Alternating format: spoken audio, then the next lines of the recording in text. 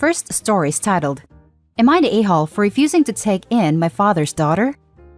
My father cheated on my mother and got another woman pregnant. Mom immediately filed for divorce. He went on to marry the other woman. My dad didn't have much custody of me when I was little. He was nice and tried really hard, but my mom was my primary custodian and there was nothing that I wouldn't do for her. I guess the fact that he always disrespects my mom, acts like she is the reason he cheated, just made me hate him. My mother also strictly told my father that I am not to have any contact with his wife/child. This happened when I was 5. I am now 20. Right now, I don't have any family except for my father, with whom I have got all contact with. He didn't come to my mom's funeral, and that was the last straw for me. Few months ago, my father's daughter, Tracy, contacted me. Turns out that she has lost both her parents to the pandemic. She was about to go into foster care and begged me to help her. I told her very politely that I do not want to have any contact with her, and that she cannot possibly expect me to take care of her when I am just a broke college student. She told me that she had plans and she would work, and all I have to do is not let her go into foster home. She told me that she will take care of herself. She asked me to help her as I am her sister. As I mentioned, I have no clue about this person.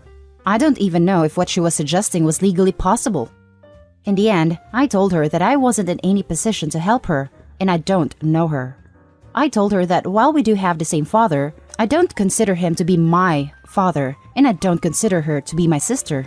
I wished her luck, but also firmly told her that I do not wish to have any contact with her. After that, I ignored any attempt she made to contact me. She has recently started trying to contact me again. I had some glimpse at the messages and she alternates between calling me monster/heartless to how awful her foster home is. I haven't responded. Am I the a-hole? Now for the top comments. No a-holes here. She's a scared 14 to 15-year-old in foster care, and you're the only option she can see out of it. It sucks, but you aren't wrong. You don't have to have a relationship with her, and it's not like you were in any position to take care of her. It's a sucky situation, but it's probably best if you ask her to stop messaging you, and if she doesn't, block her. I understand she's going through a lot, but it doesn't give her the right to take it out on you, a stranger. Kid probably has a whole fantasy relationship with Opie in her head. I know I did about my much older brothers, that they would rescue me from our father, that they loved me, that one day I'd go live with them. Opie is in no position to parent this kid, but it's a bitter dose of truth for kids, sis. No a-holes here. No a-holes here, but I'm going to tell you something you definitely don't want to hear. Your dad cheated on your mom, and that was a jerk move on his part. Even stupider that he would try and blame it on her. Your mom messed up too, though. You say you had little contact with your father, and then say that your mom forbade any contact to his wife and other child. She knew that meant she was limiting contact between you and him. That literally meant you couldn't have a room in their home, no holidays together, etc. She alienated your father. And this girl is your sister, whether you want to recognize it or not. She didn't cheat on your mom. Your dad did.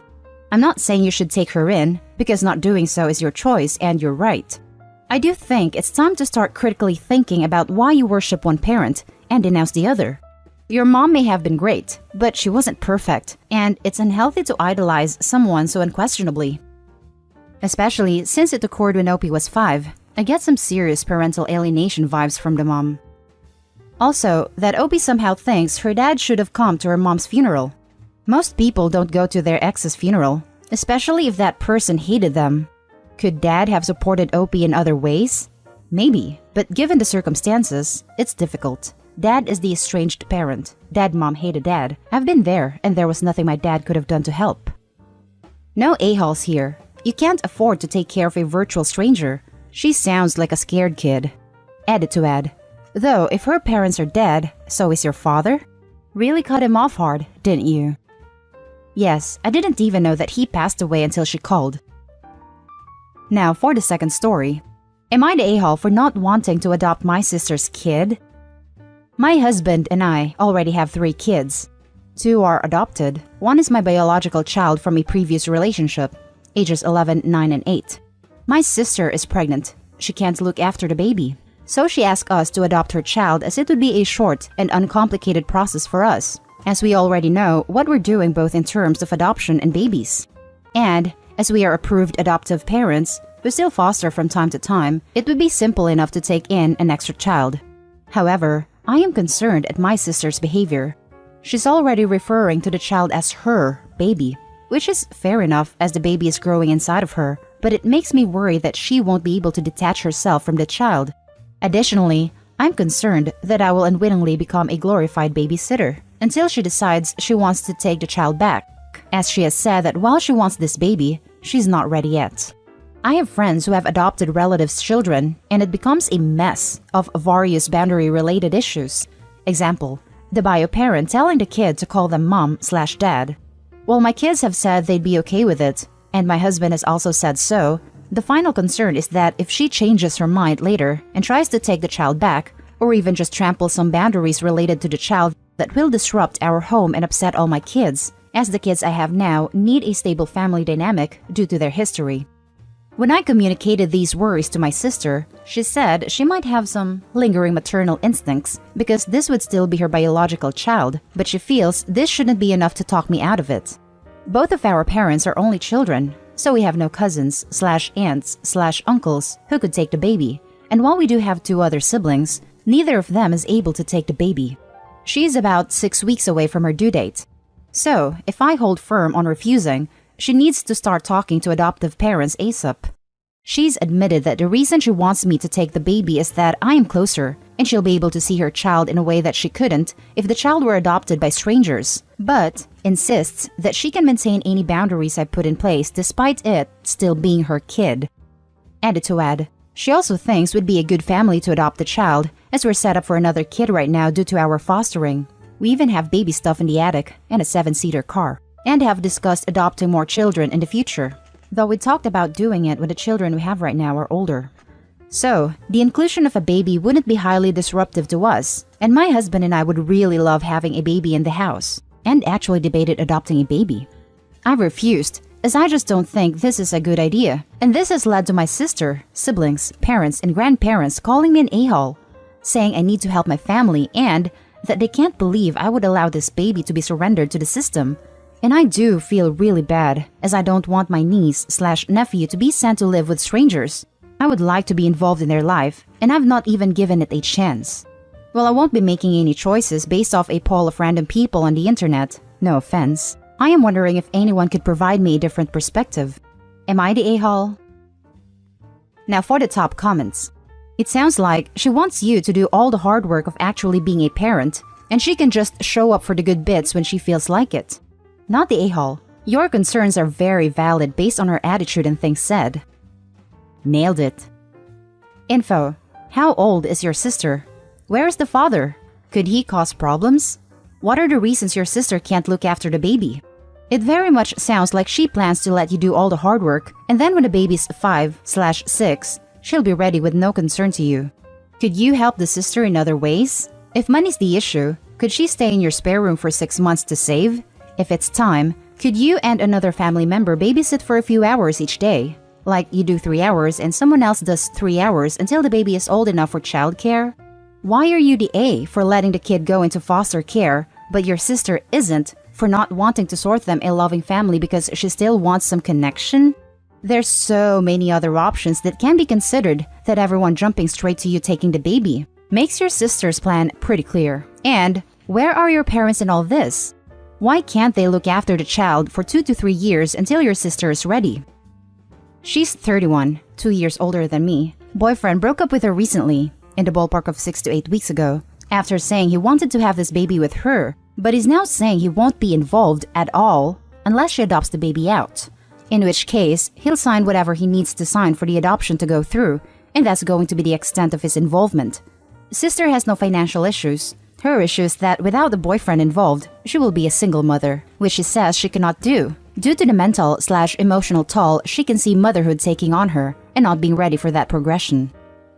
Not the a-hole. She can try an open adoption if she really wants to see her baby, but you shouldn't take in a child if you have so many reservations. Even with open adoptions, the birth parent doesn't get to see the child whenever they want. It's normal only a number of visits throughout the year, which is the reason the sister doesn't want another couple because she won't have free access to the child. Not the a-hole. I really feel for your soon-to-be nephew/niece. Is it possible for any of your other siblings to adopt? Or your parents or grandparents? I mean, they can't necessarily call you out if they're not willing to put up. The only way I see you adopting working is if she surrenders all of her rights to you, and she respects any boundaries you make. Sibling 1 is child-free and has a lifestyle that wouldn't allow him to include a child into it, and sibling 2 has 3 kids who are under 4 years old and a 6-year-old. Our parents are in their 50s and planning on retiring soon, and grandparents are in their late 80s, so they don't have the sheer energy required to have a baby. Now for the last story. Am I the a-hole for refusing to have any contact with my late husband's affair child? This is a long story, so buckle up. 7 years ago, my husband passed away. A few months after he passed away, a 15-year-old teenager came to my house. She revealed that she was his daughter. His name isn't in her birth certificate, but he really stepped up after he found out that her mom died when she was 10. She went to live with her grandmother, and my husband paid her grandmother each month to help with the expenses. After my husband died, the payments stopped and her grandmother threw her out. After being homeless for a couple of weeks, she came to my house. This was a pretty big shock to me, and I cannot stress how much I didn't want this person in my house. At the same time, I couldn't leave a child homeless. So I told her that I would help her and give her a place to stay.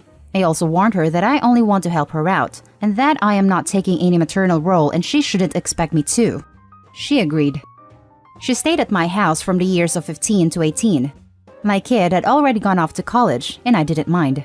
I never acted on the resentment I felt, but at the same time, I refused to do anything that could be considered parent-like. I pretty much only provided her with food and gave her a place to stay. That's it. She left when she was 18. I didn't have any contact with her after she left. She's now 20, and she contacted me recently. She wanted to connect, and she told me that I am the only mother figure she has. She wanted to bond with me, and she wanted me to consider her a daughter to me. After some contemplation, I reminded her that it wasn't a role I was willing to take, and that it was something I warned her about very early on. I helped her because she needed it, not because I loved her. She cried and told me that it wasn't fair and I wasn't giving her a chance. The thing is, I don't think I have to. I have tried refusing politely, but she keeps pushing this, and I am about to block her everywhere. My kid, who has always refused to even talk to the girl, thinks I am right. My friends are divided on this issue. Am I the a-hole here? Now for the top comments. No a-holes here, except for your late husband. He really did drop something on you. My ex has a love child of his own. I'll say for legal reasons, allegedly. If I were in your shoes, I would have made the same choices. I wouldn't have bonded with my husband's love child, but I wouldn't have left her on the streets. I can understand her hurt, but if you can't find it in you to want to bond with her, then why force it? Would she have to force a bond with you if you wanted it and she didn't want to? Given the amount of posts on Reddit lately from people telling their partners' affair children to pound sand, I really have to commend Opie for stepping up. She didn't have to, but she put her own feelings aside for the sake of the kid, and I really respect that. No a-holes here. You are not her mother. Although, I do want to point out that it wasn't realistic of you to expect a 15-year-old orphan not to get emotionally attached to you when you were the only family she had left, and you chose to open your home to her.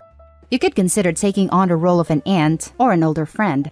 There is a middle ground between being her mother and going no contact, and she isn't at fault here either. I think that's asking for too much. What Opie did is even more than what a lot of people would have accepted, especially when the husband was already dead. She did her fair share. No a-holes here. She's been dealt a tough hand, but you're not responsible for her. You already did a lot to help her out. Agree, no a-holes here, but I feel worst for the girl. Husband was the a-hole, not her. She didn't ask for this, and she seems to have no one.